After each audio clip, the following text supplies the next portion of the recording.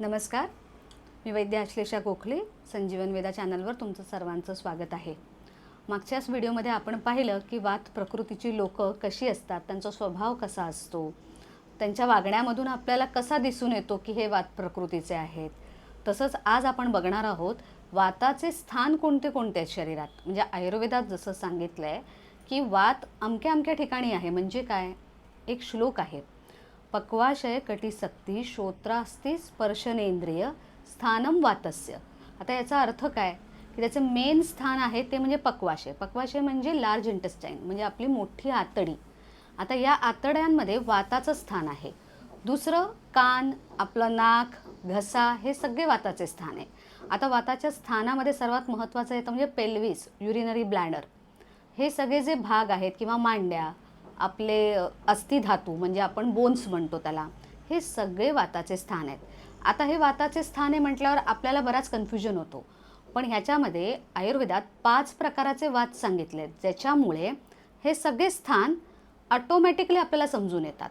जसं प्राण, उदान, व्यान, समान, अपान असे 5 प्रकाराचे वाताचे सांगितले आहेत. आता हे वाताचे प्रकार जेव्हा सांगितलेत, आता प्राणवायू म्हटल्यावर सगळ्यांना माहिती आहे की ऑक्सिजन. पण प्राणवायू म्हटल्यावर आपण म्हणायला पाहिजे की प्राणवायू आपण आतमध्ये घेतो की नाही, म्हणजे श्वास आतमध्ये घेतोय. थोडक्यात जर ते प्राकृत अवस्थेत असेल तर आपला श्वास व्यवस्थित राहील, पण विकृत अवस्थेत असेल तर श्वासाचे विकार होतील. आता प्राणवायूचं मेन कार्य जे आहे ते आपल्या मेंदूवर आहे, आपल्या हृदयाच्या गतीवर आहे. म्हणजे हे सगळं जे नियंत्रण करतं त्याला प्राणवायू म्हणतात. म्हणजे ह्याच्यामध्ये जर डिस्टर्बन्स क्रिएट झाला किंवा विकृत अवस्थेत गेला तर प्राणवायू रिलेटेड विकार होतात. उदाहरणार्थ आपण कोविडमध्ये पाहिलंच की बऱ्याच लोकांना दम लागायचा, तो प्राणवायू विषेट झाल्यामुळे किंवा प्राणवायू डिस्टर्ब झाल्यामुळे झालेला रोग आहे. दुसरी गोष्ट, उदानवायू म्हटल्यावर आपण गाणी गातो की नाही किंवा बोलतो, आपलं स्वरयंत्र, ह्या सगळ्या गोष्टींचं जे कार्य घडलं जातं शरीरात, हे सगळं आपलं उदानवायूमुळे. तसंच समानवायू म्हटलं तर हे पचन शक्तीशी निगडित आहे. म्हणजे आपला पोटाचा जो भाग आहे, मेन जिथे पचन सगळ्या गोष्टींचं होत असतं किंवा जे डायजेशनची जी क्रिया म्हटली जाते, म्हणजे जे अन्न आपल्या पोटात जाते त्याच्यावर प्रक्रिया होणं, या सगळ्या गोष्टी जे कार्य घडत असतात, हे सगळं कार्य समानवायू करत असतं. आता व्यानवायू सर्वात महत्त्वाचा वायू आहे, कारण हा सर्व शरीरात संचार करत असतो.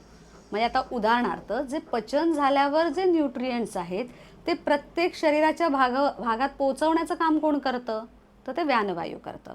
म्हणजे व्यानवायू सर्व शरीर संचारी आहे. तसंच आपण सर्वात शेवटचं म्हणजे अपानवायू घेऊया. अपानवायू ह्याचं मोठं फंक्शन असं आहे की आपलं मलनिसर्जन करणं. म्हणजे सर्व अगदी शुक्रपासून ज्या गोष्टी बाहेर पडतात, उदाहरणार्थ स्त्रियांमध्ये पाळी किंवा पुरुषांमध्ये शुक्रस्खलन होणं किंवा मूत्रविसर्जन होणं, मलविसर्जन होणं, हे सगळ्या गोष्टींचं जे कार्य आहे हे अपानवायू करत असतात. म्हणजे तुम्हाला लक्षात आलं असेल की हे 5 प्रकाराचे वात आपल्या शरीरात किती कार्य घडवून आणतात. म्हणजे आता हे जर डिस्टर्ब झाले तर आपल्याला कोणते कोणते विकार होऊ शकतात. आता अपानवायूमुळे झालेला विकार जो असतो तो असतो आपल्याला पाळीमध्ये होणारे त्रास, किंवा पचनाचे विकार असतील तर ते आपल्या समानवायूमुळे होणारे. पण फक्त वायू कारणीभूत असतो का, नाही, त्याच्याबरोबर बाकीचे दोष पण असतात, पण ते त्या वेळेला आपण बघूया. आता तुम्हाला बेसिक स्थान आणि दोष हे सगळं मी समजावून सांगितलं आहे. धन्यवाद.